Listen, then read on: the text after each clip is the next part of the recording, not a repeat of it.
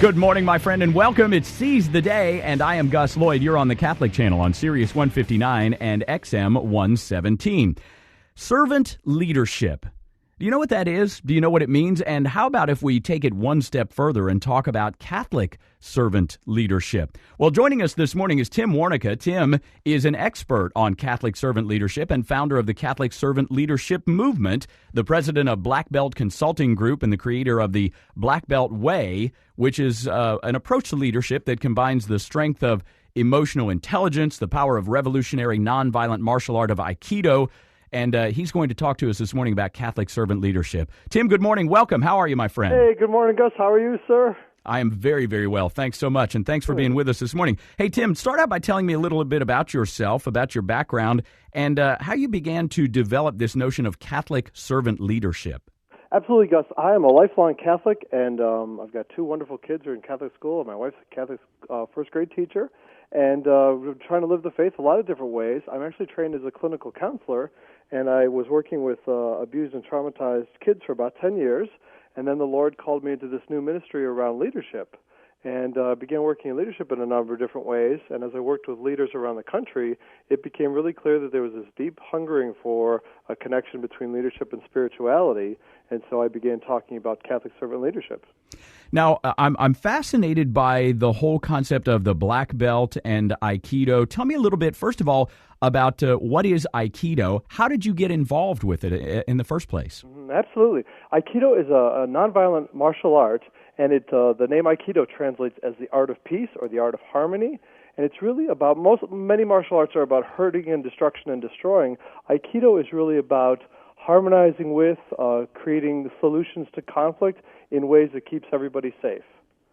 And I got into Aikido. I was doing some graduate work up at the Loyola University of Chicago, and there were some people in the department who were talking about this martial art that sounded really kind of crazy, and so I checked it out and really got fascinated in it, and I've been doing it for about 20 years now. Very, very interesting. Yeah. And so now you've incorporated these principles of Aikido into your notion of Catholic servant leadership. So tell us about that.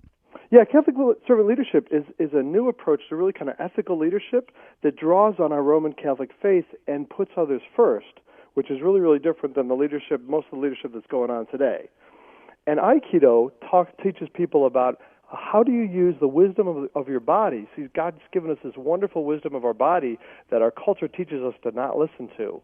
And my interest in using Aikido and Catholic servant leadership is helping people reconnect with that wisdom, that God-given wisdom of our body, so that we can be more effective servant leaders.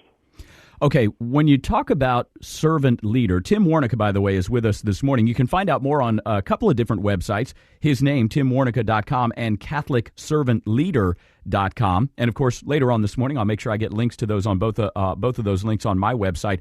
So, Tim, tell us about, before we get into the whole notion of Catholic servant leadership, just servant leadership itself. What does that mean to be a servant leader?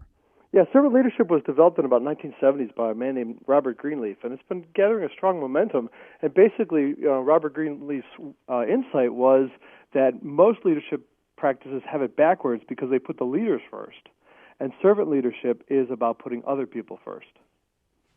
Okay, so a servant leader then, how does one act as a servant leader? What's the difference, I guess I would ask, between not being a servant leader and being a servant leader? Give me some specific examples, if you would.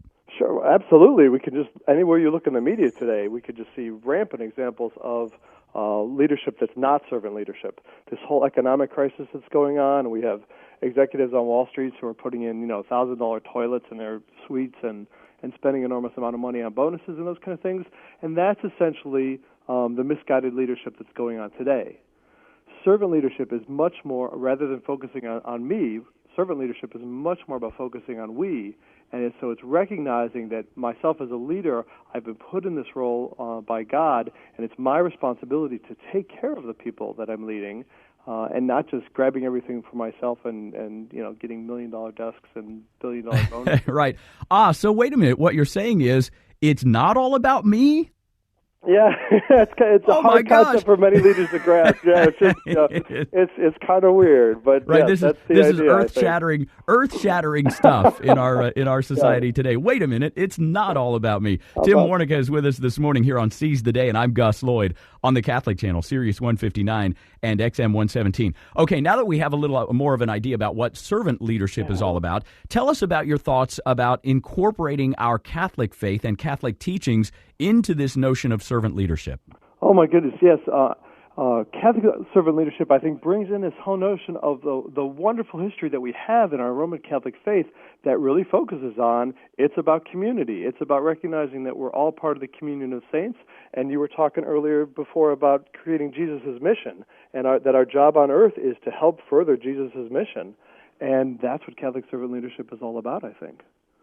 Okay, so now give me some specific examples about how to incorporate our Catholicism and the teachings of Jesus into, especially now, I'm especially interested in secular organizations, those organizations that aren't necessarily religious institutions, that are not ministries, but big corporations, public companies. How do people incorporate these notions of Catholicism and the teachings of Jesus into situations like that, Tim?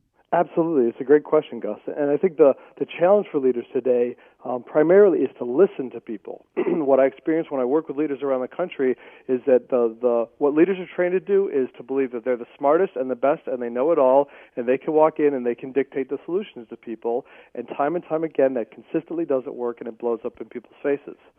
Catholic servant leadership is about recognizing that all of us have a wisdom that God has given us, and then that there's wisdom in community, and it's about being willing to put my own thoughts aside and go into the people that I'm leading, meet with them, and actually truly listen to them and be willing to take their thoughts and ideas and suggestions into account when I'm forming leadership strategy. All right. So, in other words, it's more about community than it is on focusing on a single person, me, Yes. for instance, Yes. and broadening one's perspectives. Would that be pretty close? Absolutely true. Absolutely true. And Catholic servant leaders can do this. They don't have to go in, and it doesn't have to be about preaching the gospel in meetings and those kind of things, because you can't do that in secular organizations. But you can by recognizing this long-standing tradition in the Catholic faith about the focus on community. By focusing on community, you can be more successful.